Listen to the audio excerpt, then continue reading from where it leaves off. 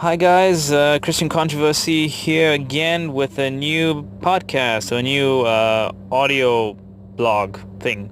Anyway, so today's one is going to be called A Stalemate Between Atheists and Theists. Once again, this is coming directly from Christian Controversy 101.blogspot.co.za.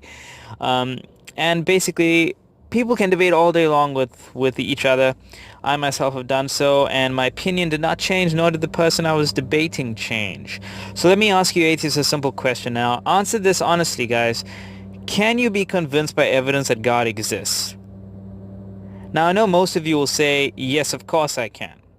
But as you saw, well, I'm hoping that you read on my blog, my interview with one of my atheist friends, when I asked him what kind of evidence is he looking for to believe in God, he wasn't really sure. And the things that I would take as evidence, like the origin of life and the origin of the actual universe, the complexity of the cell, all of which Darwinian evolution and other current scientific research has issues answering currently. So that's what I would take as evidence, but obviously atheists don't take that as evidence.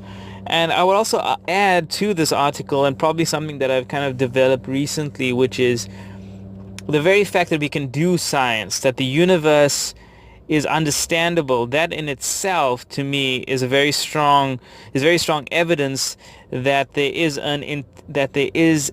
some form of intelligence behind the universe. Because I know you atheists will say, what I just said now is that's just the God of the gaps argument. My response is, well, no, that is what we know now. I live in the here and now, and based on the knowledge I have now, I will make a decision now. If the evidence changes, I will reassess my position.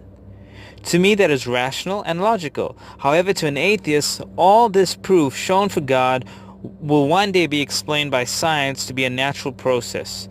Atheists have faith that this will come to pass. Science is their God, and they will trust and stand firm in it, hoping, waiting for the answers to be revealed someday in the future. So much in the same way as Christians are waiting for the return of Jesus Christ, atheists are waiting for answers, for science to give them answers. So atheists have faith that science will eventually leave no place for God's intervention. However, the reality is that right now, there are gaps for God's intervention. Shrugging it away as a God of the gaps argument doesn't change the reality of it. So the proof we would expect to find, we do see. However, it's up to an individual's worldview to define whether or not the individual will accept that as proof. So the reality is that some people with a completely naturalistic worldview will say something like there can be no evidence for God, hence when asked they don't know what the evidence they are looking for is. If God had to stop time and walk up to you and say, hello, I'm here, I'm God, hello, in the middle of your day, that would still not convince some people with a naturalistic worldview, as they would say maybe somebody slipped drugs into their morning coffee, maybe it was a hallucination, and so on. So there can be no evidence for people with a naturalistic worldview to believe in God.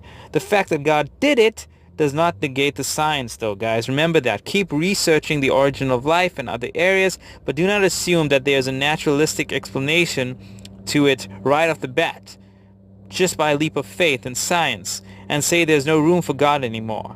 And just by the way, science is ever changing, ever evolving, which is a good thing. I mean, we are increasing our knowledge of the universe, which is amazing. It's fantastic. It's going to improve our day-to-day lives on this planet. However, basing your worldview on something that 100 years from now could be drastically different is rather dangerous, and may prove to you, my atheist friends, to be eternally costly. Thanks, guys. Don't forget to comment and subscribe. And again, as I always say, that I will reply to as many of you as I can. Have an awesome day, and look forward to the next podcast, guys. Cheers. Bye.